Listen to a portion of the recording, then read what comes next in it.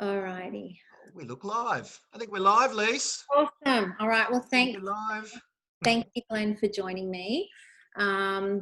I just wanted to go live today after what happened yesterday. So thank you so much for coming on with me. Yeah, yesterday was a bit of a disappointment in lots of different ways for me, that it's made me rethink the real estate group about let's talk about real estate. I have now decided there's a strictly no D-head policy, right? I want it to be a supportive place where people feel, you know, whether they're not in real estate yet, whether they're a week in real estate, whether they're 20 years in real estate, that they can ask questions and feel supported. I don't want to make light of it, Lise, but now that if there's a no DH policy, can I stay though? Yes, you can. No, because you're supportive and all that sort of stuff. So I'm a supportive DH. See, that's right. You know what? I don't mind constructive criticism. You know, I don't mind people saying, look, why don't you try it this way, or why don't you do this? Oh, here's Stephen. Hi, Stephen. Stephen. Hey, guys. eXp. How you doing, Dream Team?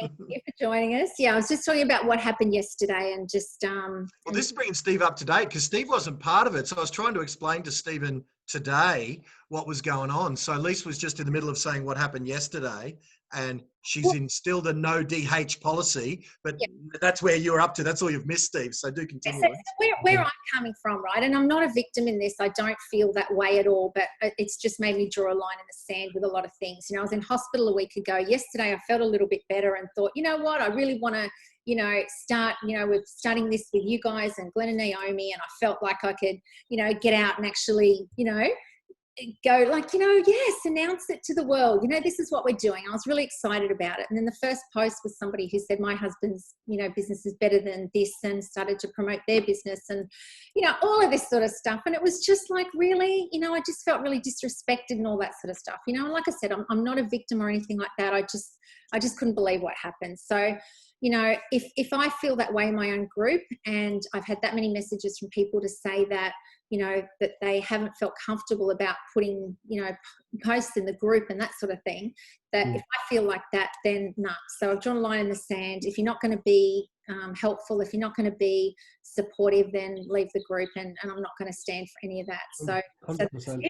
I really stand up for yourself, speak out, tell them it's not, I say to my staff, if anybody speaks rude to you or is offensive or whatever else, you cut the cord, you tell me, and I'll phone them back and I'll say it's not acceptable. Exactly. Zero tolerance about that shit. It's not going to happen. I mean, the spirit of the group is why I started it like 5 years ago, is for people to ask questions, as I said to Glenn, whether they've been in real estate, you know, that they're not in real estate yet, they've been in real estate a week or 20 years, you know, to be able to ask questions and not be criticised, not be screenshot and then sent into other groups and ridiculed and all that sort of stuff, which, you know, that was happening with me as well. And it's just not on. And I've just, like I said, I've drawn a line in the sand, and enough's enough, and I'm not having it anymore. So as I said, I'm not a victim. It's more so that it's made me stronger to go, no, just not on, you know. At least that's the thing. You've got 4,000 odd members. Isn't it interesting how loud 5 people can be? Isn't that fascinating how, like, because we were on the phone yesterday and you were not, let's just say yourself, like you were distraught. Not, and again, I know you're not playing the victim whatsoever, but 4,995 people make you feel great or neutral, meaning they do nothing bad or they do something good. And yet, isn't it fascinating that your focus for the entire day yesterday and most of today was 5 people? Yeah. But in saying that, I also want to say thank you to everybody that reached out. You know, I've had so many messages, and a lot of those people said sorry and that they didn't mean it. And you know what? A lot of the things that they said in isolation, as I explained to them, would have been okay. But as soon as I post, I'm still in bed recovering, and I just got bang, bang, bang, bang, bang, bang, bang, bang. And it's like, oh my God, I thought I would have been supportive and happy. And, you know, and then saying about my reputation, about being involved with eXp, that it's smoke and mirrors, and that, you know, the marketing was shit and all this sort of stuff. Well, you know what? It worked, guys, and maybe take a lesson from marketing. Curiosity works. You know, how much did it work, Glenn? And so, you know, it worked. If you want to the equivalent to me, Lise, was most of the people that had critique involved, all are business owners or are in real estate, or some are in the support of real estate agents' business. I mean, they own businesses either in the periphery of real estate or real estate businesses. Imagine if we walked down a placard of the main street where their office was with a signboard saying, Reader's Digest Professional said real estate agents suck. And we were sitting there and say, especially that one. Yeah, I know. Like, I went onto they've all got business pages. Could you imagine if I went onto their business page and said, your business sucks? Because that's what they did to me, right? Mm. And as I said, I felt very disrespected. I felt ambushed. I felt all that sort of stuff. And I don't want to have to justify anything I put in my group, and I don't want anybody else to have to justify. So anyway, that's the line in the sand. So if that happens again, they can just go, I'll boot them out. I don't care. I'm done. Yesterday was the final straw. It's funny, Lisa, that the line in the sand you drew. Oh, sorry, Stephen, go ahead. No, that's okay. I was just going to get a gist for this evening. So I can see we're live on Facebook. So are other people tuning in to listening to us now or not?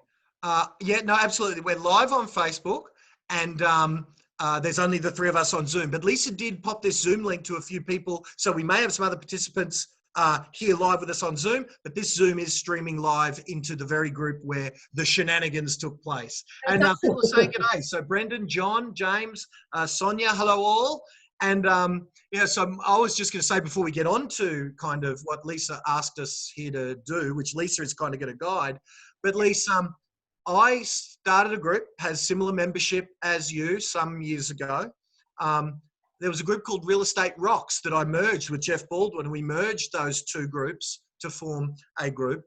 And I used to want it to be an open forum with zero censorship and free speech and stuff.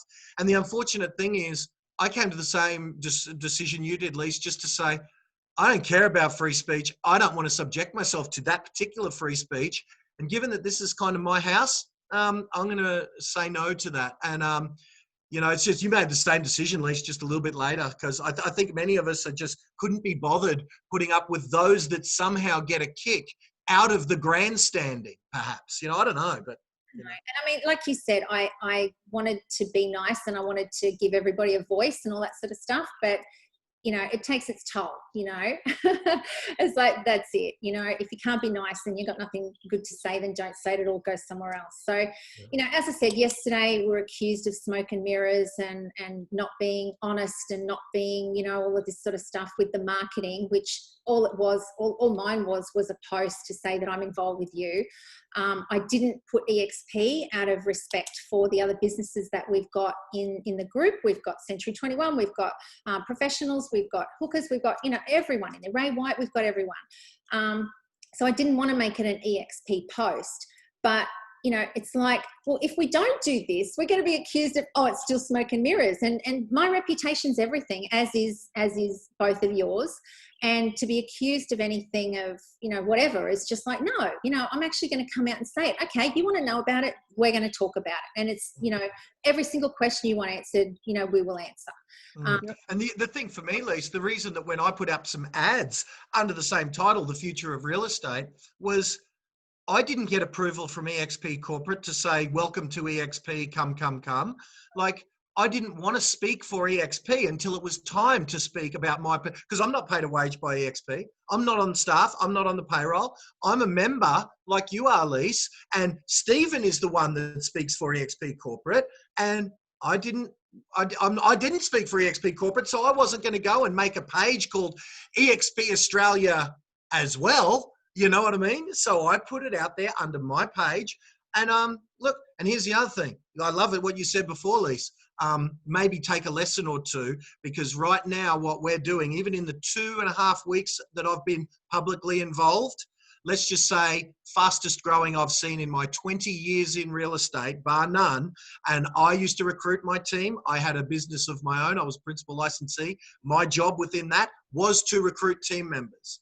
And Stephen, I'm sure you can speak to, with your history at a corporate level, with the McGrath organisation, with the Remax organisation, with the Coldwell Banker organisation, the largest in the world globally.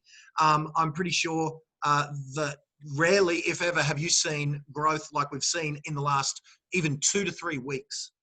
It's never happened like this before. And I've represented some really good brands, some international global brands. I always say to people, I'm inundated with people, quality people running big businesses, agents writing big numbers, approaching me saying, I've heard about you, tell me more. Unprecedented, and you echo that. So yeah, exciting times. And I think when you've got exciting stories to tell like that, it's only a matter of time before the naysayers or the competitors they'll come out and attack us. People say, Stephen, you're going to have a target on your back, so look out. And that's okay. It's not a sell even. It's just, I'm just going to tell you the story about what eXp Australia is, what eXp Global is, and then you make your own mind up. No smoke, no mirrors. There's the truth. That's the story. And you can see we're a publicly listed company valued at $1 billion and share prices of whatever. We don't do that and be so transparent if we've stuff to hide. So go and check us out. Go and check out eXpI. Yeah. Them yesterday actually said, that the business model has got so many more things to offer, that you should be promoting it this way, and you should be marketing it this way, and you should be marketing all the tech and all that sort of stuff, which I thought, okay, tonight we'll go into the tech. It's like, you can't say all of that in a post. Mine was just an innocent post to say that I was joining you guys. That's all. Well, 100 comments later, Lise. How's that working for you? Look what you've started now, Lise. Oh, well, here we go. Strap yourself in. Yeah. Isn't it funny, though, that bloody hell, someone has a crack at something. Like, I've been doing this coaching thing since 2009. Lise, we met a couple of years after that. Stephen, I've met you 20 years ago, when you were with the Coldwell Banker organisation. But anyone has a crack trying something different. Isn't it funny how everyone wants to tell us how we should do our business their way? I don't know. Anyway, I'm glad they're the minority, guys, because we get to work with those who maybe think a little differently.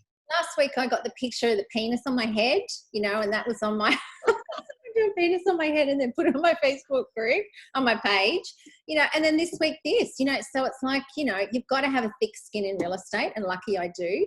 But anyway, all right, well, let's get into this smoke and mirrors, like all the things that we're hiding. Yeah, all the hidden cult-like tactics that we've got in plan for them. Hey?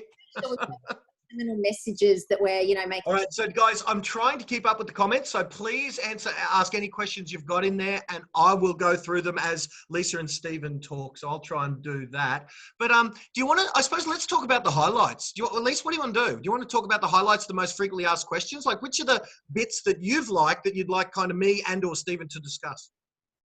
Oh, wow. Well, probably the things that have come up in the last couple of days that we've been accused of is, as I said, the smoke and mirrors. I had somebody call me today, which they rang and apologised, and thank you for that apology. But they said to me, so I'll just say some of the things that came up, right? And then we can talk about what it is and what it isn't. We can go through some of the slides. So people said, you and Glenn and Naomi are coaches, and are you going to start to poach our staff and things like that? And I was like, yeah, that's a fair critique. Yeah, it is. But I said, hang on. So not only, did I feel all this other stuff, it's like, so now you're questioning my ethical behavior. If I've got a principal and I'm dealing with them and they're paying me and I'm coaching them, and one of their team members comes to me, then I've got an ethical question, and I consider myself very ethical. And that's the things I think that, that we're going to be instilling in the people that join us is ethics. And, if I feel I need to, and Glenn and I had this discussion today, that we would strongly suggest, if it's the right thing for them, to stay there and suggest that they talk to their principal, because our loyalties are with that principal. So if she's on, Lise, I don't know if I told you today, I've got to tell you, this is case in point. I cannot believe, because I know we swapped a few messages to this effect today, as I did with Naomi. I don't think she's on, but she may be. And I won't name names and I won't name principals. 10:30 p.m. last night, I was on an expression of interest to what we are doing. Like, she literally was asking all the questions and was on a webinar. And I spent an hour last night, let's say, talking her off the steps. I am working for that office. And based on that credibility that office gave me, I didn't get the credibility. The office entrusted me. I talked her out of it, because she is with an office that is great. So I agree with you 1,000%, Lisa. Now, if that person literally sees the story and insists on leaving, well, that's, again, not our bad. But our job is to not actively sit there as coaches and at the end of the coaching session and, by the way. No, exactly. No way. It's ridiculous. I've got a $2 million coaching business that'll go to hell if that's the case. Exactly. But people think because they've got this thing in their mind, it's an MLM, and we're going to be saying to their staff, want to come for a cup of coffee, buy some Amway or doTERRA or Isogenics, or how about eXp? You know what I mean? That's not what it's about. This is a business model of a real estate system.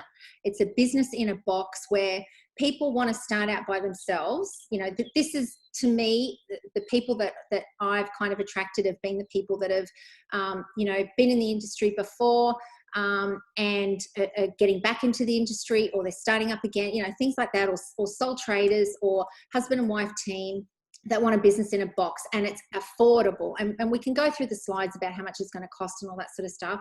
But, you know, you've got that side of the business, which is, you know, as we said, it's a NASDAQ, you know, New York Stock Exchange listed company, right? So you've got that side of it with all the support, which will go into all the tech, all the things that people want us to talk about. Then you've got the other side of the business, which I like, which is an exit strategy for a business person. And we've all got to think like business people. We're business people, whether, you know, whether you're working for someone or you're a principal of an office, you're a business person. You've got to think like a business person. So an exit strategy is that second income stream where you can build a team. So whether you're a principal in an office and you're a sole person in there, husband and wife, and you want to build another team of people, you can do that very easily. And as you said, Stephen, you know, last night, the people that have joined us are so excited, and it does get a little bit evangelistic because, you know, and people go, oh yeah, that's the MLM thing, they're evangelistic. But, you know, we're excited because we see the potential, and that's why we've jumped on board, and that's why we're doing it.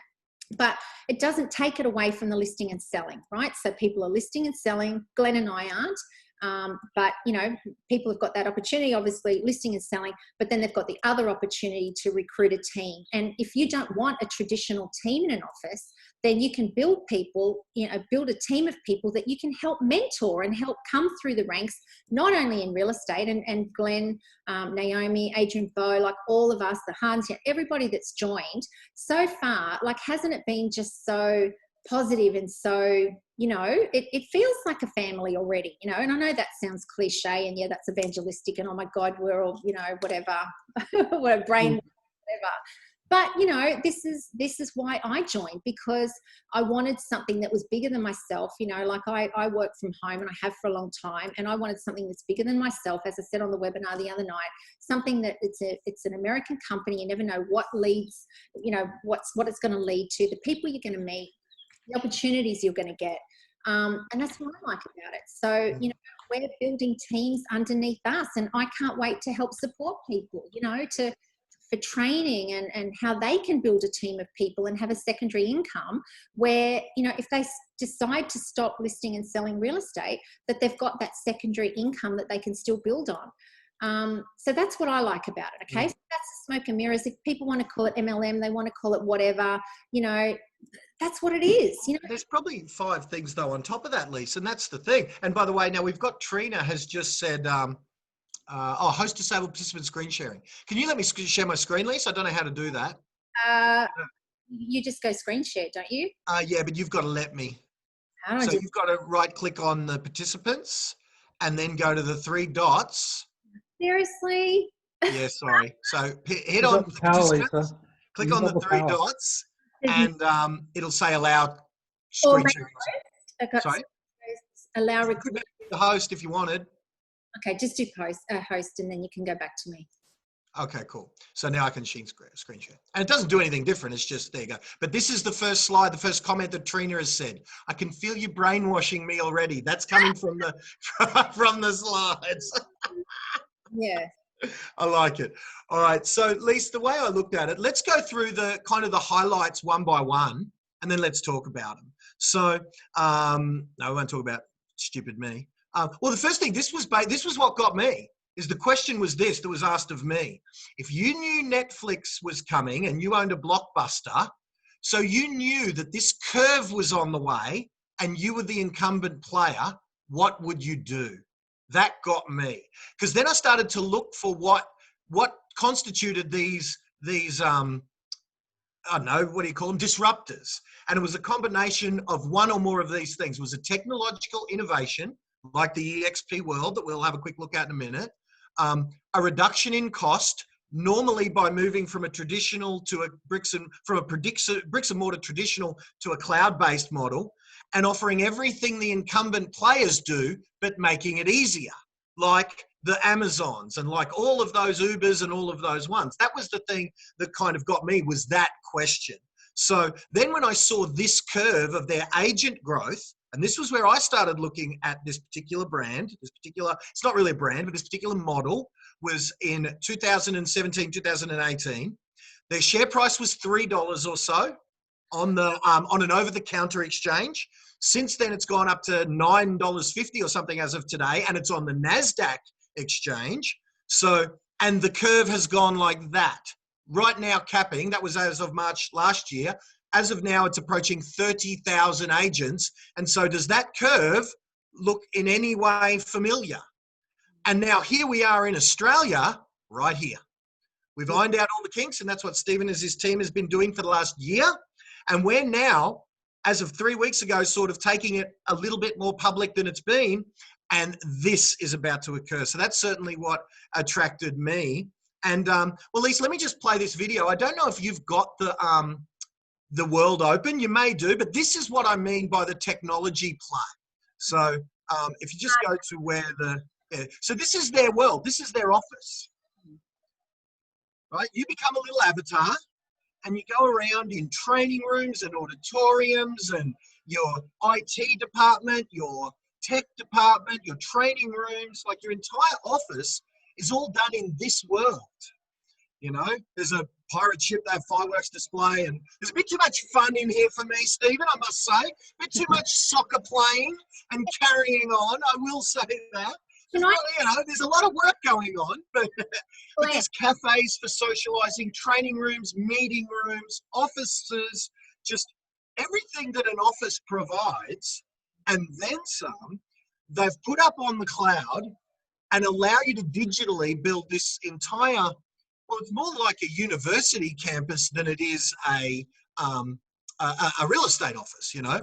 And so that, coupled with the fact that you could brand yourself one way, eXp, or if you've built up a good company, like my mate Chris Gilmore, we haven't talked about this opportunity as yet, because literally it's been 2 weeks that I've been sort of, let's say, public about it, even though I've been investigating for 2 years. This is my story, I suppose. But there's no way Chris Gilmore is going to walk away and go to eXp. So he has the ability to keep his brand. So you've got the choice. You could go with a big international corporate. You would go with your own brand in association with, or one of the amazing innovations is with only subtle variants to the eXp plan, you can keep your company in its entirety and with a few variations. So I suppose, you know, that let's speak now, I suppose, to that first thing, you know, while we've got Stephen on, with regards to technical innovation. You know, Stephen, you're the one who's been sort of doing this and getting this vehicle detailed up and ready for the big race. And literally, you know, that big race, it feels like, even though I sort of thought of a couple of weeks ago as a bit of a soft launch, just to see, well, try telling that to these maniacs that have been jumping all over us, which is wonderful. I love it. But you've been polishing up the vehicle, bud. So give us your take on the technological innovations as opposed to, I suppose, what we have all been used to in real estate. Okay. Well, there's two elements to it. There's the tools and services which an agent needs every day of the week. So the backbone to that technological platform is Agent Box. We're part of the Agent Box, not just because they're the number one by way of having the most of the top 10 agents and top 100 agencies, etc. But they've got an enormous appetite to want to work with us and reinvent and add additional value. And that's what we're about, is having the best technological platform with everything integrated into it. So an agent can be the best that they want to be, operate the business the best that they want it to be without leaving their office. And if that office is their home, so be it. The second element of the technology platform is World, which you've seen. And most people, when they first see it, they go, whoa. Just before you go to World, Steve, just you want to run through what the CRM links in with and what sort of the, you know, not a detailed overview, but just going through this slide. Yeah, so you can see this slide here, Agent Box being in the center. So I call it the backbone of the technology stack that we have. And as you can see, right around the periphery of the Agent Box, you've got all these other services, whether it's Campaign Track, our website, realestate.com.au. It communicates with G Suite, so Google Suite, for those of you who know it. At CoreLogic, it communicates and talks to your Office 365 programs.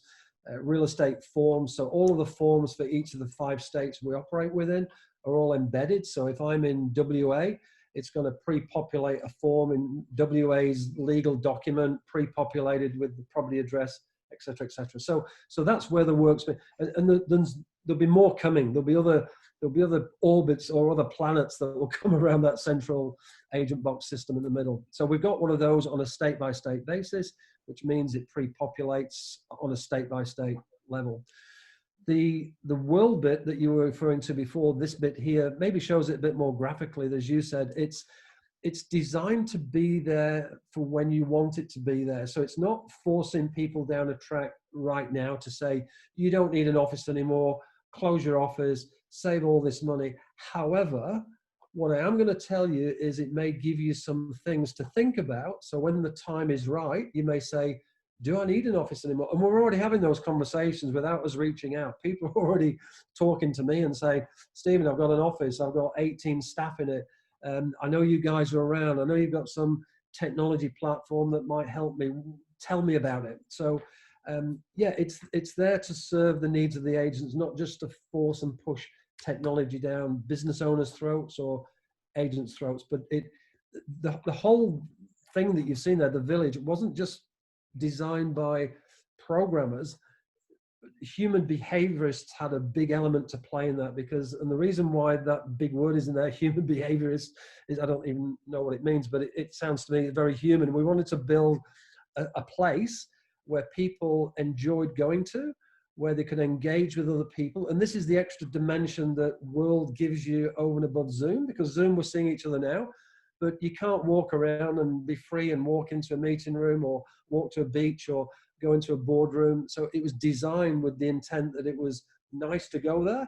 I could interact with other people. I could walk past people and say, hey, John, how you doing? I may never have met John. Oh, where are you? Oh, I'm in Seattle. So it was designed for collaboration in mind. And that's I was in there the other night, Stephen, and I'm sure you must have had something to do with it. Literally, I was in there graffitiing your office wall, I must admit. And I left him a message saying, Stephen, this thing here that's on the wall, I need that in PowerPoint format. That's great. It was just a little document that he had.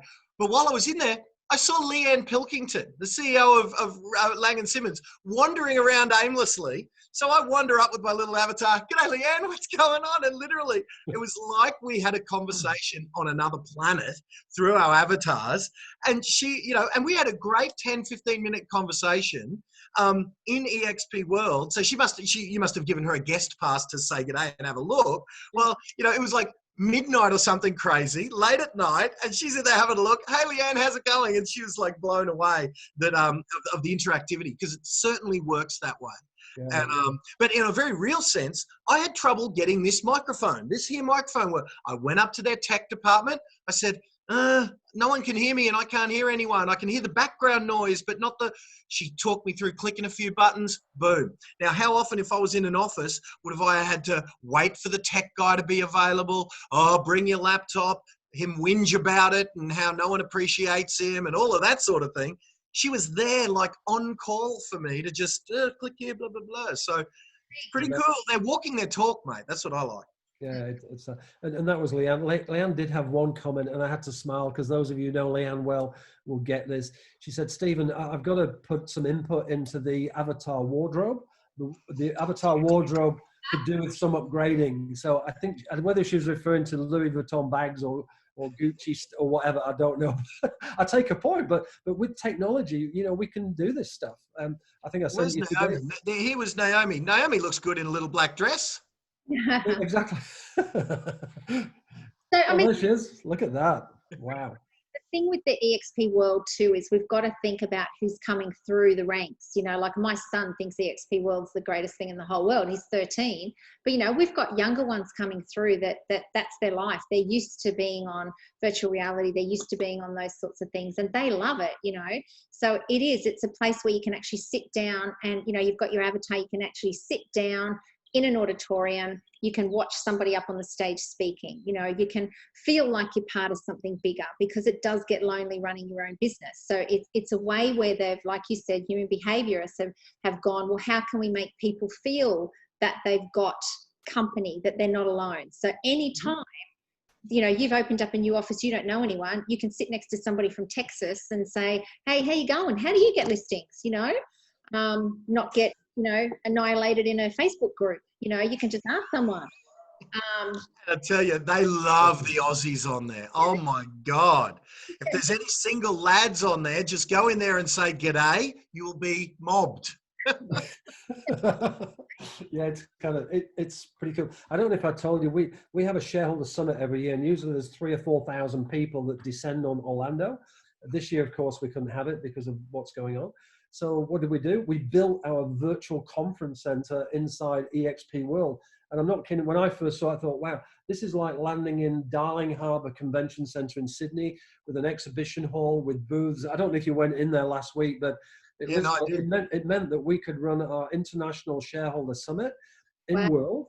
So we were logging in as avatars. If you didn't want to get up in the middle of the night, that's okay. You can watch the recorded version day after. So we run our whole 3-day summit out of World without having to get on a plane. No, it was phenomenal. And it was a similar experience to this. I sent to you today, Glenn, as well, this is the latest. So we could be having this Zoom call now, face to face, but we could be having it in World, so that the next iteration of World is we could be in a boardroom or one of our conference centers, and we could be FaceTiming on one of the screens. So this is right up your alley, where, you know, your webinars of the future could well be held in World, on screen as we're doing now in the auditorium, but with the avatars sat listening, participating. So yeah, exciting. And that was just a release today. So within days or the next week or so, we'll have access to that sort of new technology. Awesome. As you can see, Lisa's in here. So I could go to her. There you go. I don't know if you guys can see this. Yep. But see how it's just walking me to wherever Lisa is? So there's Lisa in her red dress. Can you guys see this? Is that coming through? Yeah, no, I can see it fine. Yeah. So there's Lisa, the blonde bombshell. But what Stephen's talking about is if you go to, now, is that summit still on, Stephen? Is the building still there? I think it might have been. I need to check. I was talking about it. It happened 2 weeks ago. Yeah, I think they've taken it down. Yeah, we made it. Look, here's Australia operations. Now, there'll be no one in there at the moment, but here's our special Australia-only auditorium that you could walk to, but I'm too lazy even as an avatar to walk to. But here's the auditorium where we do our Australian events and trainings and things of that nature. So there it is. And hear me, I'm now in World. I've just logged into World, so you'll see me in the welcome area. I'm turning. I don't know if you can see me from doing your screen share where I am, but I'm there now looking at Lisa. Oh, no, we're on Glenn's one now. Well, you're on Glenn, but if you're in World, you should be able to see me looking back now that Stephen Lee's also in World. Yes, so go to. Yeah. Oh no, you're in the auditorium. Yeah, I'm going back to the main area now. Okay. It'll let me see you guys. Yeah. Okay, so you know, once we've done this, we've played enough. There's Stephen. There you go. There's me. I think you know the other thing. Glenn walks up. Hey, Glenn, how you going? All right, I'm logging out of this. Okay, mate. It's cool. Okay, so now the other smoke and mirrors. How much is it going to cost? You know, what am I up for? So, okay, can we go through the? Let's do that. Yes, enough messing around, Lise. Come on, you're here to keep us on track. All right. So, how we get paid? There you go. Can you guys see my screen? Yeah. All right, so the quick version is, and I'll get Stephen to explain this a little more in depth, but the quick version is 70-30 com split on your first 100,000 GCI, 100% thereafter, and there's no limit to that. So if you're doing 2 million GCI or 800,000 GCI, you're on a 70-30 split for your first 100,000, and then 100% split thereafter. How much does it cost? $199 for all the tech and all of that sort of thing. Sure, it's $199 to start you up, and that's to get your photos taken. Steve's got a suite of about $600 worth of stuff for your initial startup. So, but $199 a month, and then $250 per sale for the trust accounting and the admin of your contracts, and that's it. There's all the hidden fees. No desk fees, no royalties, no franchise, nothing. That's it. Sorry, Lise. That $250, you don't have to have a trust account, so you don't have to pay for audits and all that sort of stuff. So that's to manage your transactions. Yeah. So Steve, I don't know. I think that's pretty simple. It's hard to get any more details, Steve, because that's kind of it. No, well, I was going to say that's it. And the transaction is for us from contract being placed to it going on condition. We kind of just nurse it through the process to ensure we get paid. So it takes, and as you say, our trust accounting, then we pay out the commissions, less the $250. So that's all. So it's only paid when you transact or when something settles. People think, oh, we're taking it for something else. So you only pay it when a sale's been made and we've received commissions. We meaning the agents get paid. Yeah. Not. Yeah. And people have asked how often, and actually that's a good question that Rob brings up. Excellent. Professional indemnity and public liability, Steve. I believe that's on the agent, but correct me if I'm wrong, because I've never asked you this. Yeah, so there's two sides to it. We can bring on board two types of agent. We can bring on board the business owner. So the business owner usually is referred to as a contractor or an independent contractor. They'd typically need to have a full license. They'd have a proprietary limited company. Probably that's linked to a corporation's license as well, which is what our requirements are. So you're an independent contractor business owner. The other side of that are agents who don't want to run their own businesses, who are happy to be commission-only agents. We take out the tax, so on and so forth. Coming back to your question about insurances, independent contractors, they're running their own business, so that's their responsibility. If you are an employed commission-only agent with us, then we take care of those insurances. Okay, there you go. So that's and Naomi's just typing in a little bit there. When Naomi says agents insure themselves, that's on the business owner side of it. If you're an employed commission-only salesperson, that means you do need to fit the requirements. And Steve, is it the same in every state? I know in some states it's if you can show that you've earned 125% of the award, so about 55,000 or something. If you can show that in the last 3 years, you qualify. But I don't know if that's the case in every state. Steve, you've ticked the box in every state. So what is it? Yeah, it's nationally. So Fair Work Australia, this is a rule of government say there's no slave labor anymore. Guys, if you're paying somebody commission only, they need to satisfy that minimum wage criteria. About 60 grand it is in broad numbers. You've got to be able to show you've earned that in a 12-month period, sometime in the last 3 years from real estate commission. So some people say, oh, well, I was consulting and I was earning that, but no, it has to be, because they don't want you to bring something into real estate and you've never done it before, even though you may have earned that money. So it has to be from real estate commissions in a 12-month period, sometime in the last 3 years. All right, so great. So Steve, this was one of the highlights for me. I want to go to it. How do we get back our $30,000? Steve, I don't want to be on 70-30 even though that's a great deal. I don't want that. How do I get back my 30%? And there's many of these people. So I think what you're about to show us is we have something called the Icon Agent Program. So the Icon Agent Program was designed to incentivize attracting top agents. So what we do in simple terms, when an agent reaches, when they reach their cap, so they first of all got to reach their $100,000 cap, and then they've got to have done the equivalent of roughly 20 transactions. So they paid us, you remember going back to the other slide, $250 times 20 is $5,000. So paid $5,000 or 20 transactions, capped, we then award you Icon Agent status. What that means is you get your entire $30,000 back that you've paid to us, but we give it you back in publicly traded stock. And you can see the breakdown on the slide here. We give you... And that's the stock, by the way. It's Google it now. It's on the NASDAQ, EXPI. A couple of days ago was trading, or a week ago, 8th of May. So there you go. 2 weeks ago was trading at $8.87. As of today, I think it's at $9 something. When I saw this company, it was about $3. And as you can see, that's been the journey thus far. They probably had a bunch of people sell off some stock here, I would suggest. That's probably what would have happened because, but still, it's trading at $9 now. So it's a very real, legit kick-ass company that has no debt to anyone else. So liking. Cool. Anyway, there's the 30,000 breakdown, Steve. Correct. Yep. So that's how you get it back. So 17,500 of it is paid back to you in stock. There is a 3-year vesting period, but after that 3-year vesting period, you can cash it in and take your chips or keep hold of it, because you might see it's encouraging stock and it's growing, so keep hold of it. There's another 7,500 paid to you. That's got a 2-year vesting period. A couple of conditions there. We call them cultural requirements, which really means we want Icon agents to share back with the broader eXp family their gifts. So whether that's around writing books, blogs, social media, prestige property sales, whatever it is, we ask agents to give back a little bit. And it's usually about half hour a month in some way, shape or form. And then the balance of that money is there. $5,000 is paid in 2 chunks, basically for attending 2 amazing conferences each year, one in Florida and the other one in Las Vegas. And then we give you back $2,500. Effectively, we're paying for your flights, because we give you that back in stock with no vesting period, so you can cash that in straight away and you've got your flights back.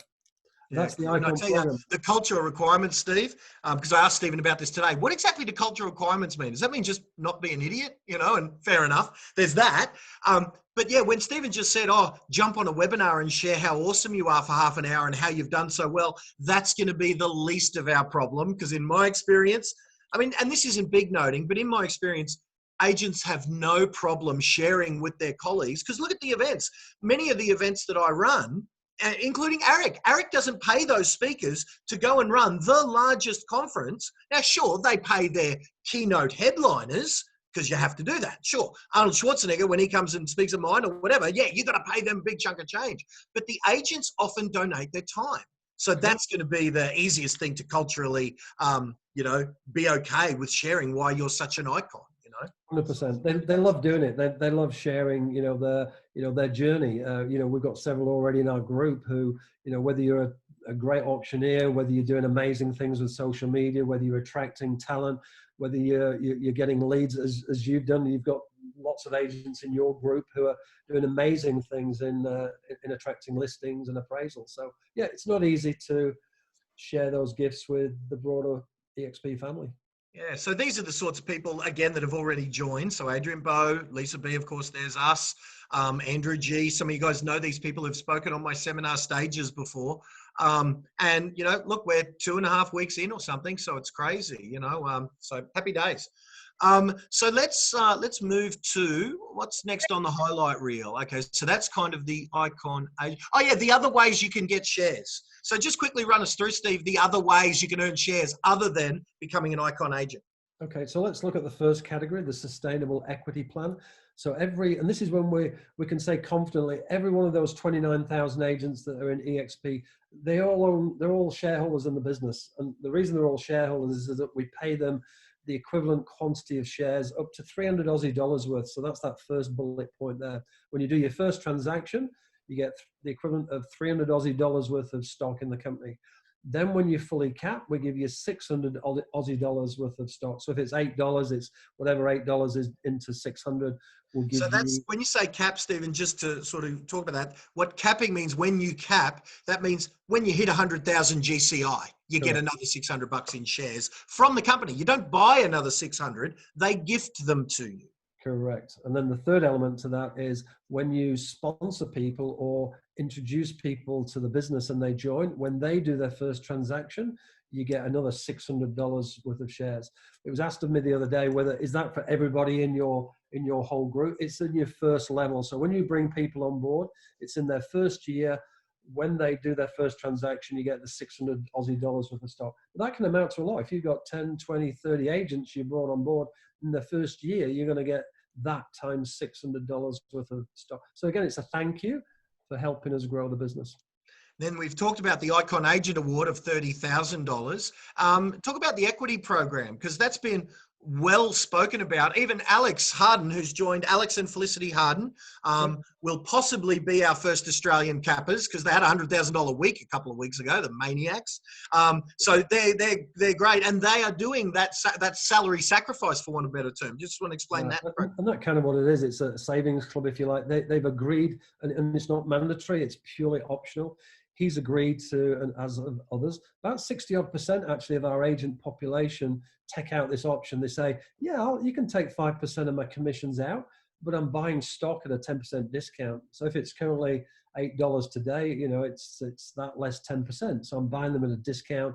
Okay, we know they're going to grow, so happy days. Savings club, super fun, whatever you want to call it. That's what it is. Beautiful.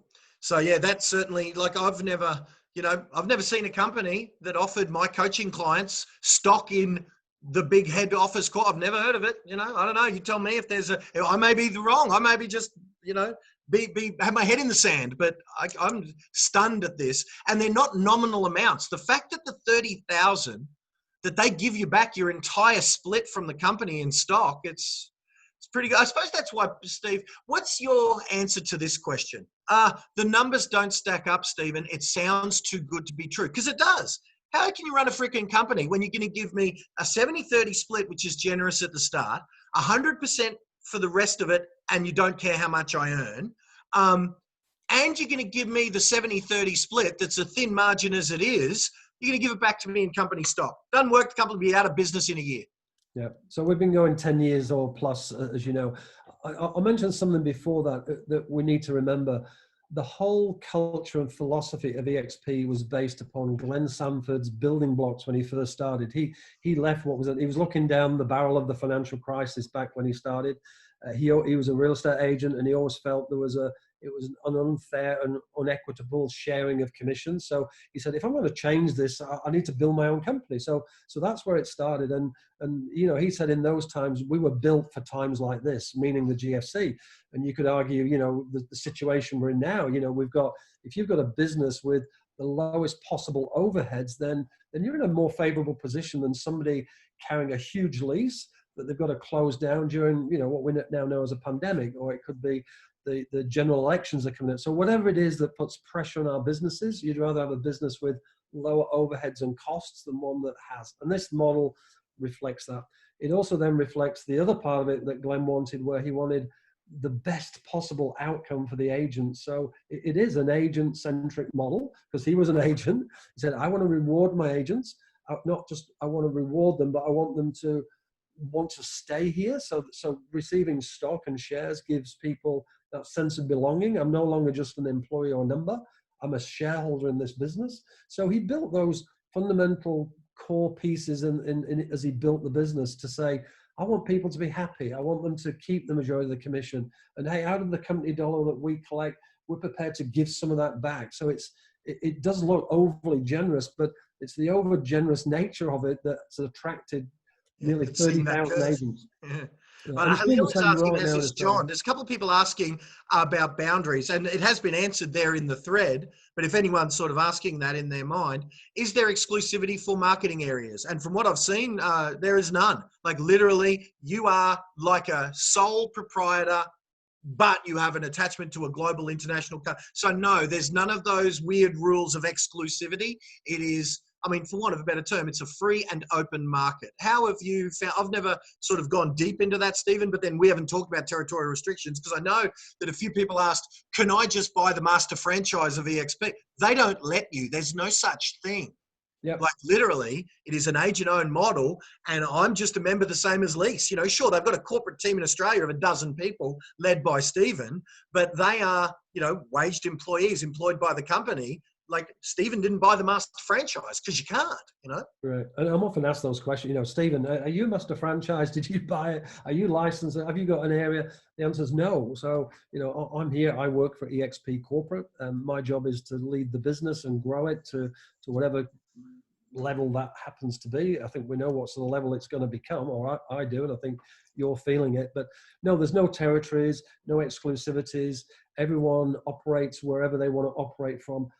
And the fact that there's no limits, it's not just limited here to Australia, because, as I get calls most weeks from people in the US who know somebody they went to school with in Sydney. Stephen, what do I do about connecting? No worries. Give the name to me. We'll talk to them. If they come on board, your name gets registered against it. So effectively, you're going to be working for a global business, not just in the US or North America, Canada, now the UK, Australia. Had a meeting this morning with our new executive vice president, who you've met now, Glenn. he was telling me some amazing stories about, and I probably shouldn't mention the territory, but it's a pretty large continent around the world, and they're looking at bringing on board 3 large brokerages with 1,700 agents. And this is conversations that are happening right now. There he is, Michael Valdez. Yep, Michael Valdez, ex-Realogy, the biggest real estate brand owner in the world, and you can see the array of brands. He's left them, having spent 12 years with them, to become our executive vice president of international. So whilst people are contracting, other agencies are slowing down growth. We're investing in an executive vice president of global. So he's heading up that, and he listed through 5 or 6 countries where he's not just got a pin in the map, that these are where conversations are happening right now, because these conversations, some of them have been happening for the last few years, but we've not been ready. Well, hey, we've got an executive vice president now, so guess what? We're going to be, so when you say territories, if you've got friends in South Africa, Brazil, wherever, you can introduce people to eXp in those countries and be rewarded for it. So let's talk about those rewards, Stephen, because we haven't we haven't touched on that. But when we introduce a person, because we've talked about that, and let's talk about that as the highlight reel. Let's bring that up. Where is it? It's in the how you get paid bit. There's the shareholding. Glenn, can you hear me? Yes, I can, Lise. Sorry. Sorry, I meant to say too, when I first started, like I said, about the 2 income streams, I got the 3rd, which is the shares. So, so I just wanted to sort of clarify that too. And so you're going to talk about the MLM now, are you? Yeah, well, let's talk about the revenue sharing. And again, I think it gets a bad rap with words like MLM, with all of those things, because a Ponzi scheme per se is illegal, and this is a publicly listed company. So it can't be by definition that. I was paid a sales overrider when I was a sales manager to the tune of 5% of any of the commissions that were written by the sales team of 20 that I had to advertise for, induct, recruit, train, bring them up to speed and get them to be able to write a commission. And then I was rewarded with a nominal wage plus a 5% overrider on the sales. And I can tell you that 5%, I earned every bit of it, and it was no day at the beach. But sales overriders for leadership positions are not unheard of. So in eXps, I'll give you the quick version, and then Steve can go into any details. And Lise, I'd love your opinion as well, because this is possibly one of the only objections that anyone can come up with, which is, it's Amway for real estate. Sorry, go ahead, Lise. I said, I don't see it as an objection. It's like, yes. Well, okay, haters can hate because of it. Yeah, it's like yesterday's a classic example. Oh, it's MLM, it's this, it's that, it's Ponzi, it's, whatever, pyramid schemes. And, and I didn't want to, tonight I was expecting it to say, oh, how come you're not talking about MLM first, or you're not talking about that first? It's a progression. We wanted to do what everybody suggested and talk about the tech and talk about what it costs and all that sort of stuff. So this isn't, this is not what eXp is about this. It's not about this. It is about everything else. So this is a byproduct of the opportunities that you have, as well as the shares. It's a business in a box, as I said, in an affordable way, but this is just another side. So we weren't, there was no, idea of putting this last or anything like that, preempting what some people may say. See, I'm even starting to think about what people are going to bloody say, Yeah, we got to stop this, Lisa. I'm guilty of it as well. I'm a big sook that hates public ridicule. I hate it. But the fact is, when there's 40,000 real estate agents and all of them are on my database, the louder we are, the more that 0.01% of them that are at the bottom of the critical barrel are going to be noisy. So we just got to stop. But I agree with you, Lise. So here's how that revenue share works. Agents at eXp receive residual income, meaning this doesn't just happen once. This happens every year, annually. That say, because I remember I've had so many coaching clients that I've had get cranky. If they bring a salesperson into the business, they bring someone in like as a PA or something, they train them up, they end up becoming a gun, they join their own principal as an agent beside them, now in competition with them, and they get rewarded with the pride of having done it and nothing more. So in this case, no matter how it is that you introduce an agent to eXp, out of that $30,000 that the company gets, they gift you with $3,500 of those dollars. and it's paid by company commission. It does not reduce the agent's commission. It is literally a gift that eXp can pay to us because it saves them from having to do what every other brand does to recruit. And I've done this as an independent, and I know how expensive it is to run information evenings, to beg people to come to an info evening, to try and help them through whatever like what people do to recruit agents normally is expensive. So instead of those expenses, they've got me doing this with Lisa and Stephen for you guys, and it has cost eXp zero, right? So they would rather gift those who help grow the business with that $3,500 reward. And it sort of doesn't stop there, that after that person that you might bring into the business, say they bring their PA in, and then their PA decides to bring on a PA of their own, or a colleague from another company that's getting a raw deal, or whatever the case may be. If that person brings in another person, you are gifted with $4,000 from the company split from the second level. You might not have even met this person. And the reason they do that is they don't just want to have someone bring in a whole bunch of people. They want to help us grow culture by rewarding us more on the second level than even on the first. So if you just did the numbers on one of the guys I've seen that I spoke to in America, he said they've got this little thing, help 10 get 10. So if you help 10 people come into the company, say 3 people a year for the next 3 years, say 3 people a year for the next 3 years, you're going to be rewarded, if you've got your 10, with $35,000 a year before you get out of bed. Now, if you help each of them get 10, that'll be 100 people you've got at 4,000. So you'll be on $435,000 a year before you get out of bed. Now, it's not going to happen like that.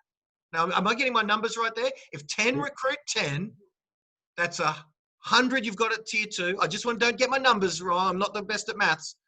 But I think if 10 here at the front line get 10 each, that'll be 100 there. So yeah, it'll be 435,000 that you're on.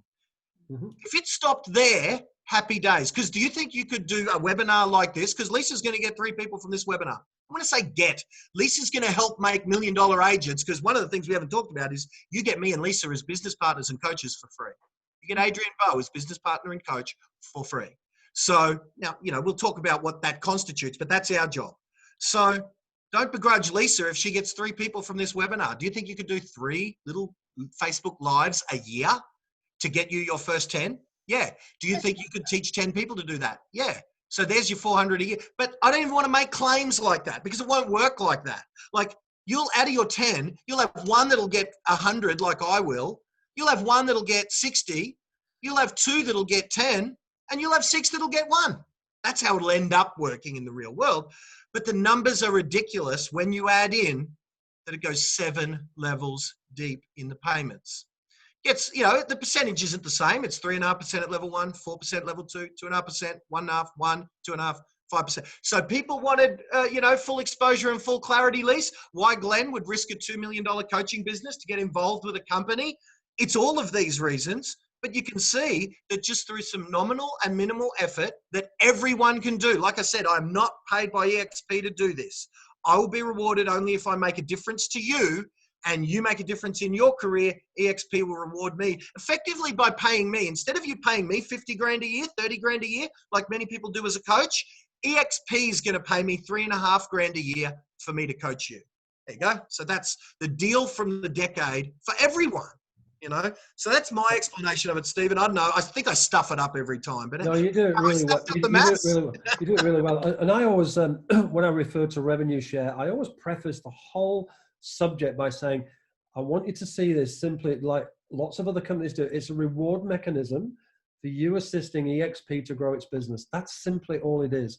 Yes, we refer to tiers and levels, and that's where the connotations of MLL come in, or Amway, or whatever it is. So I try and avoid using the tiers and even the levels, and refer to them as hemispheres, whatever. But there's a structure to it, a structure from 1 through to 7, and it's designed to incentivize agents to embrace it and say, I want to get to that bottom level because I can get 5% now of the revenue up to that maximum of the cap, the $100,000. So I can earn up to a maximum of $5,000 every year. But Oh, that's a good question, Steve. Say I bring in a non-performer and they only do 80,000 in GCI.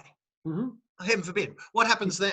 You paid whatever the percentage is, wherever they sit in here, you're paid the percentage of whatever they generate. So if they generate 50,000, you'll get that percentage of the 50,000 up to a maximum of the cap, which is 100,000. So the maximum you can earn is the 100,000, because if you think about it, it's the company dollar. All we've collected is that cap, that maximum, and then we share that element of it. So no, you did really well, Glenn. That's it.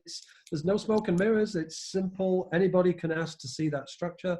Anybody can model it themselves, as you did. You did the 10 and 10, so you can model whatever numbers you want. And hey, I got to say, not every agent in eXp even utilizes this, because not everyone gets it or wants to recruit. They just want to list and sell. Some want to be writing $1 million from commissions from sales, and that's fine. It's just an additional element for those people who just by gravity know lots of people, and they'll call them. And I would say with good agents, I've got to warn you now, you're going to get a lot of phone calls, because they're going to say, hey, Glenn, I see this eXp thing. I've heard a bit about it. Why have you joined them? You know, just like we're doing today. People will ask you. Alex was telling me, and Andrew G, and they've been saying, how many people are saying, what are you doing? Come on, give me the real deal. You know, give me it straight. Yeah, what's happening? Yeah, and what's the catch? yeah, what's the catch? Yeah, and there isn't one. It is as it is. It's just, I say, we're not selling anything to anybody. We're just telling the story. And agents will join the dots themselves. If they need help joining the dots, sure, we can expand on things, but our job is not to sell. It doesn't need selling. If it feels like we're selling it to you, then you're probably not ready for it, or you don't like it, and that's fine. But the people, it's that simple. You can join the dots yourself and go, wow, no brainer. Well, Andrew G said to me, he was the first person I spoke to about this as a listing and selling agent, or the Hardens was one of those two. Andrew said, I've been in this business since I left school, 17 years old, and he's now a couple of years older than me. So like 40 years or something crazy he's been in this business, and he still looks young. And he said, this is the definition of what they created the term no-brainer for. Like, you know, so it is, you know, Lisa, you used the term before, evangelistic. And that's the thing. If we speak enthusiastically about an opportunity, I suppose if we're excited about it, it's going to come across as we're excited about it. We're not going to tone down our enthusiasm for the biggest opportunity that's ever been in Australian real estate. We're not going to tone down the way we would communicate that to you, so that you can not feel like, I don't know, you know what I mean? So you can feel better about us being less excited. I can't apologize for that, you know? So be it. People have asked me how I fit into the structure, right? So no smoke and mirrors, everything's transparent. Glenn is above me, Naomi, and then I've got my tree that I'm building, and anybody can do this. So I've got to build 5 across, which I've done. I've got to build, you know, I've got to build my layers. So they're my team. So the people that have joined up with me, you know, I'm going to be like their mother, like I am in Let's Talk About Real Estate. You know, I'm your new mum. But please, hey, let me ask you, let me add this though. Don't let the whole, because I've had some people say, Glenn, can I be directly under you? Because that'll give me an advantage. It won't, because here's the thing. I start here. We've all only got 7 levels with which to play. So wherever you get in with 7 levels to play. The one factor will be time, meaning it will be easier to build team structures. And we are only talking about this one arm of eXp at the moment, which is the introduction of agents. This will be a great deal in 4 years, but everyone will have heard about it by then. So it might not be quite as easy to enjoy the 1 in 2 agents that you tell about this might join that we are enjoying right now. But whether that's under Lisa has 7 levels. So the people who are level 8 for me, I get nothing from, right? 0. Lisa gets remunerated for that level because it's her level 6 or whatever the case. You know what I'm saying? So there is no advantage as to where you fit in the tree. The only advantage is you getting in, telling the story a little bit. The story, as Stephen said, does not need much hyping or salesmanship. Just tell the story. Chuck them on one of the weekly talks that Stephen or I does that sort of just says, hey, this is the deal. We want to jump on. Everyone's pretty cool. No one's going to I tell you, when I've got 80 people that I've got on a waiting list for me to talk to. I've so far spoken to 35 of them. When I've got 55 people that are asking to know more, believe me, the last thing I'm going to do is annoy you, you know? So, so yeah, there is no advantage for, oh, Glenn, make sure I'm direct. In fact, I'm so busy, you're probably advantaged to be in Team Lisa's family because she gets to be mum and you still get me as your upline and your coach. Like literally, you see the what you get from Glenn deal. Literally, I've had some of my coaching clients say, didn't I pay you 50 grand for that last year? I said, well, kinda, you know. So, so yeah, there's sort of the explanation about that is don't worry about, you know, I had someone say, oh, what's going to stop someone going direct to the USA and going direct to the company? Why would they? Then they miss it. Like, there's no benefit to it. And the company would say, go talk to Stephen down in Australia, you know? So there's that sort of thing. So sorry, Lise, to jump in. Questions that we've had too. I had somebody say something about, you know, somebody making comments in my group a long time ago that they were abusive and whatever. Yes, that person wouldn't be doing that now. So that's the question to them. Yes, those people would not be tolerated either. I don't care. Nobody's tolerated for any kind of behavior like that. Yeah, so are there any other questions, Glenn, as well? Well, there's 59 comments and I haven't been watching. So Naomi has been kind of doing a little bit in the group. So maybe retype your question if we haven't answered it. Let me just, no, you know what? I can't, I'm going to have to ask you to type it again if you've got a question that I haven't got to. My question is, has the MLM thing been answered? Because that was the thing that I got hit by most yesterday was, you know, the bad connotations about that and my reputation and all that sort of stuff. So I just want to make sure everyone's clear on that. Is everyone happy with that? You know, because if not, you know, I'm happy to be here all night, you know. I might just add to that, Lisa. Before we even opened our doors, when we were establishing all of our licenses in the different states, we had legal counsel.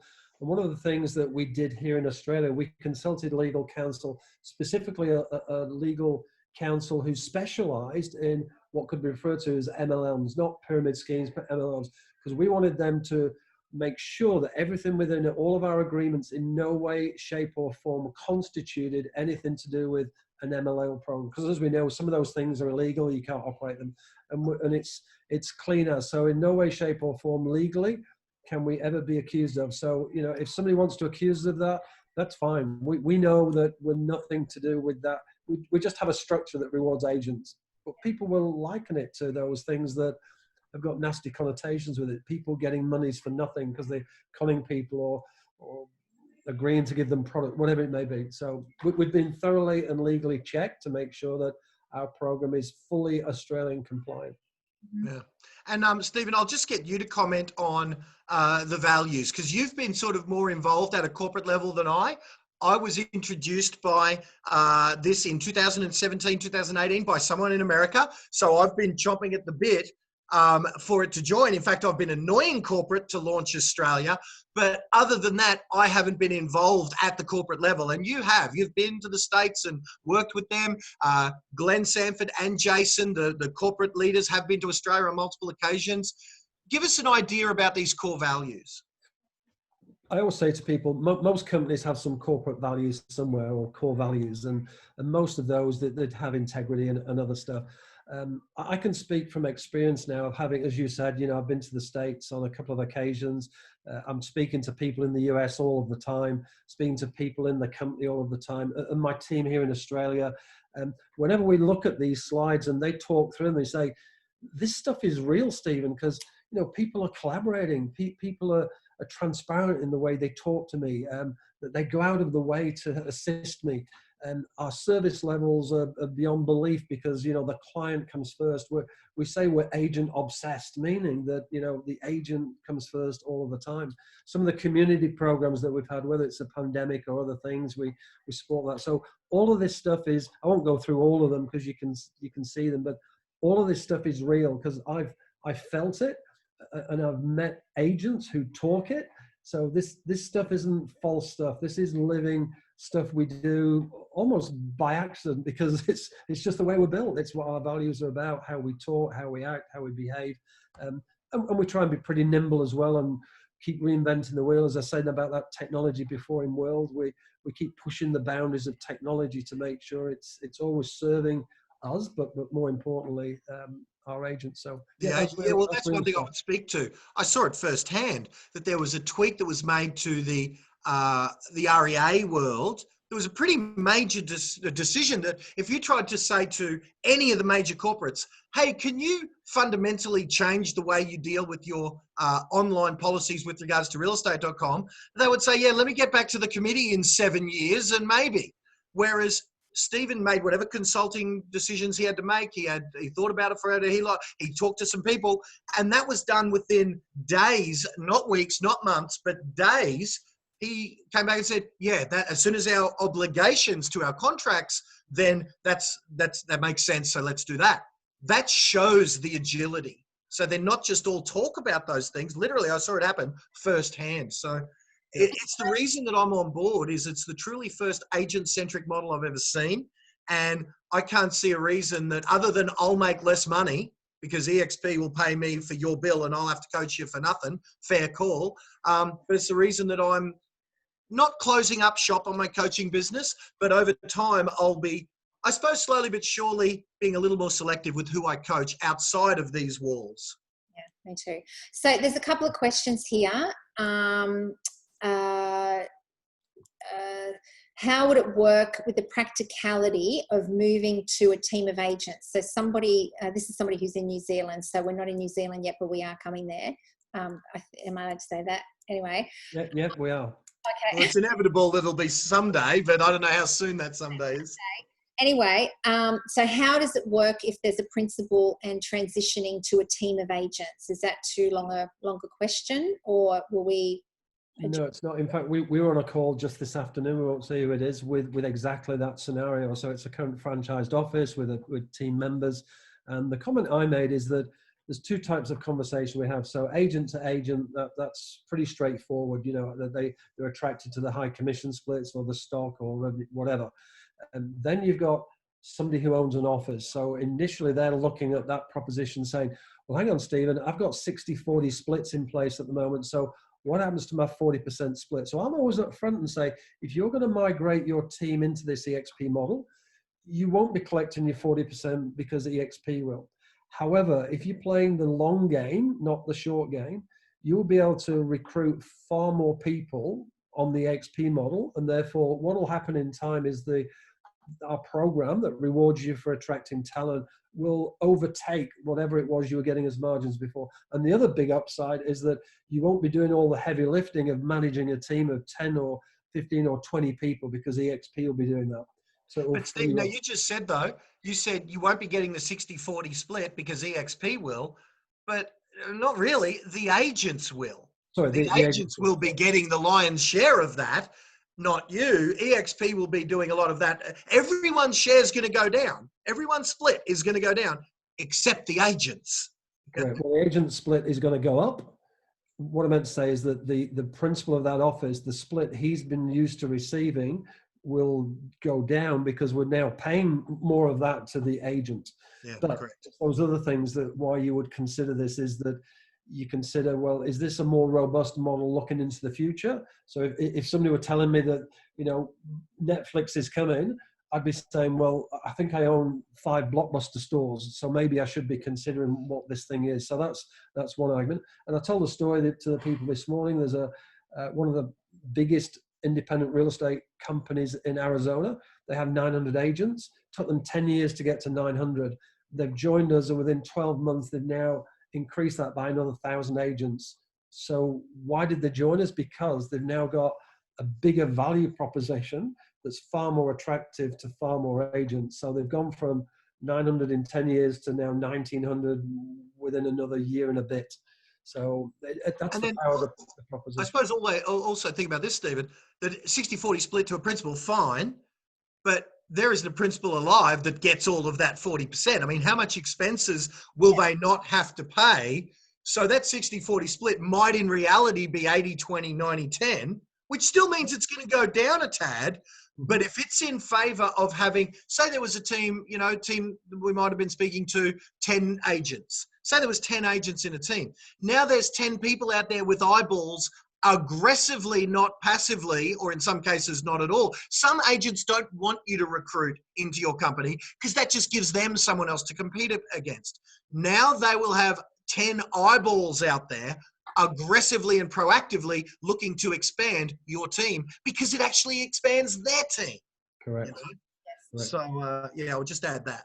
Yeah, So awesome. I hope that answers the question. So it's a different conversation. We handle those conversations one-on-one because every team, every office is different, and the migration from where they're at now into what they're considering will be different for each. And people can make their own decisions on that as well. But anyway, somebody said, is there a set commission rate that we must charge across the board, or can we charge whatever we want? You can charge whatever you want. It's not a purple bricks. It's not a whatever. No, I insist you charge 4% plus GST, because anything less, you're a hack. No, I'm just kidding.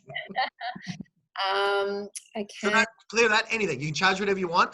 I will be encouraging you, or at least giving you the tools to literally charge whatever you want, meaning I'm renowned for getting agents to be positioned so that you are seen by your community as a cut above a standard real estate agent. And if you're seen and perceived positioned better, you will be able to command a higher fee. So it's my job, it's Adrian Bowe's job, it's Lisa's job, Naomi's job, it's all of our jobs to help you be able to charge whatever fee you like, 3%, 3.5% plus GST, which are all being charged right now by agents that I've coached. But as far as eXp's rules are, charge whatever you want. Yep. Say hello to Leanne Pilkington. She's on. We were just Leanne on. We were talking about you before, Leanne, how we ran into each other late at night in eXp world for an online date in eXp world. to change the avatars to have Louis Vuitton bags and shoes and all that stuff. So somebody else has asked, what's the benefit of joining as a business? Do you mean as a proprietary limited company, or I'm not sure what they mean by that's probably the same question as we asked before. Yeah, okay. Yes, okay. Let me just see if there's any other questions. Oh, here's the question, Steve, that how many times have you gotten this? Because I've gotten it 10 times in the last week. What does eXp stand for? Okay, it doesn't stand. We needed a name that we could register and trademark. So this is going back to Glenn. Glenn's been asked the question when he was over here. So they were looking at different names, and a lot had been registered. eXp hadn't, so we could trademark it and register it. And then further, the story goes, well, when they started to look at those three letters in the dictionary, and I say most of them, not all, but most of them all have positive connotations: exponential, expert, so on and so forth. So that's the brief story, but it was really around trademarking and having a unique name that couldn't be copied. That's not as sexy an answer as they wanted, is it, Steve? I know. Well, I'll have to make something up that's sexy. Yeah, they wanted the explosive xylophone performance center. All right, so no, that question that I asked before actually got cut off. So it's, what is the benefit of joining as a company with a license instead of a commission-only agent? So I guess it depends. If you want to, well, there's two sets here. If you want to be a business owner, you want to be a business owner. And if you want to be a business owner, we know that, if you take financial advice, there can be tax benefits, so on and so forth. So I think that's one of the reasons you might consider it. So you're in control of that business. If you're a commission-only agent, well, yeah, we deduct your tax out, we deduct your superannuation out of that. And also, if you've got your full license in a company, but you're fairly new in real estate in some states, it would circumnavigate the minimum wage ruling, which may prevent us from bringing you on board as a commission-only agent because you don't meet the criteria. But if you've got your own business, we could bring you on board. So I guess that might be another advantage. Yeah. And we do have some connections. If you want to talk to Lisa, we've got a great guy who can, for similar costs that some of the other providers charge you for a license to sit in a classroom for 6 months, we've got a guy who can really do that quickly. I got my full license through them because I know that many of you came through the REIQ when I was a licensing coach there. So it's funnily enough, I'm pretty sure I met him when I was at the REIQ as a student of mine. He was my teacher to get me my full license back with this new entity. So suffice to say, he marked me very easily. But yeah, we've got a great connection that will hold your hand through the full licensing process, fast track it, not make you sit in a classroom for 6 months and figure it all out. So talk to Lisa about that. That's good. So is there anything else that people threw at me yesterday? Let me think. Yeah, you wanted full disclosure, you lot.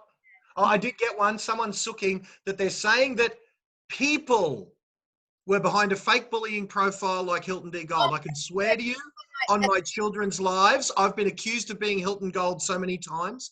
I am not, nor am I the head of a conglomerate that was Hilton D. Gold. No. So take that and... No, I answered that question. That was the one I said that if somebody like that was in the group, no, they wouldn't be in the group because it's... Oh, okay, wonderful. But yeah, there's still so many rumors about the legend that was Hilton D. Gold, you know, anyway. So, all right. So, you know, I think we've covered everything. Full disclosure. I don't think there's anything, you know, throw it at us now or message us after this. Happy to answer any questions. I don't think we can do any more than that.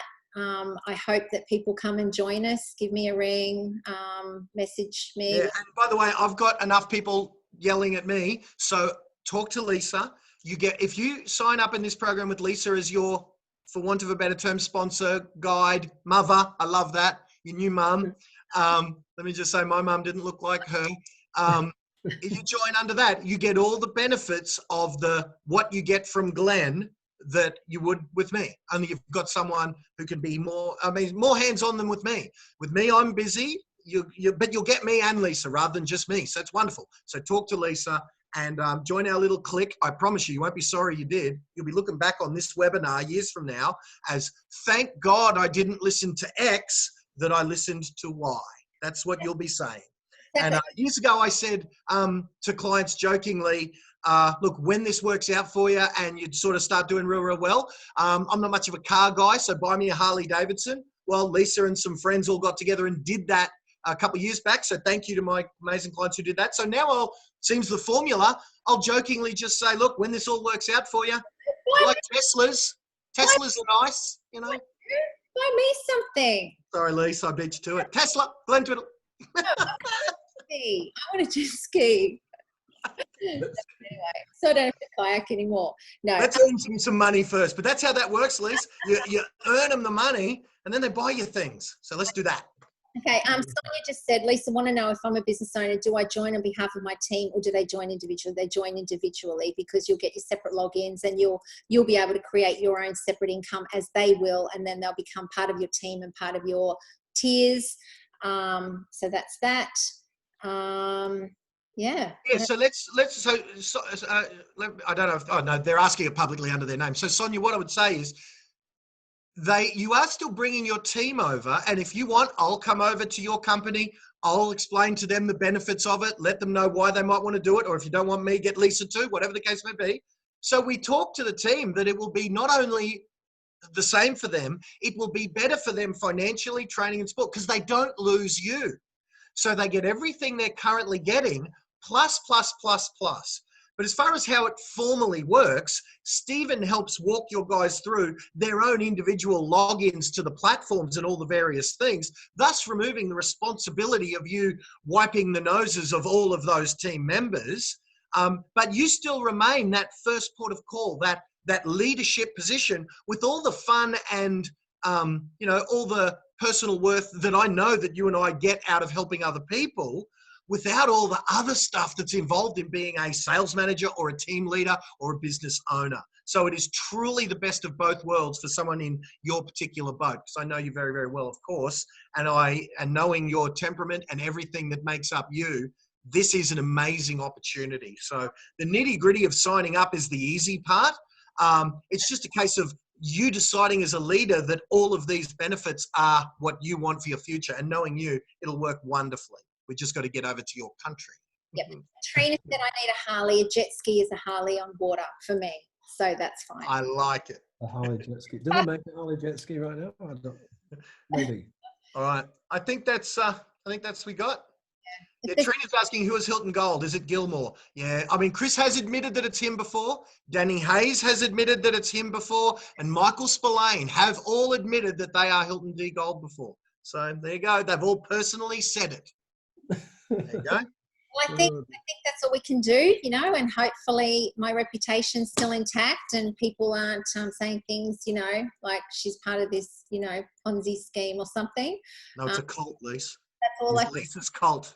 That's all I can ask everybody to come on and you know, and answer the questions. So thank you so much for coming on, and yeah, I really appreciate it. So if anybody else has got any questions, just let us know. Thanks, Lisa. Message Lisa, gang. You won't be sorry you did. Part of it. Yeah. All right. Thanks, gang. Right. Thanks, Stephen. Thanks for jumping on. Thank you. Thanks, Glenn. Thanks, Lisa. Thanks, everyone, for listening. Reach out if you need anything. Okay. Alrighty. Thanks, Lisa. You're a champion, girl. Well done. And well done to you for yesterday. You carried yourself more admirably than I have done in the past. Well done, because I know that underneath that it wasn't fun. And I know it hasn't been fun when I've been the brunt of some stuff. So you carried yourself freaking beyond amazing. So well done to you. Thank you. All right. Thank Bye, you. gang. Bye, Talk to everyone. you later, Lise. You're a champion. Okay. See ya. Bye.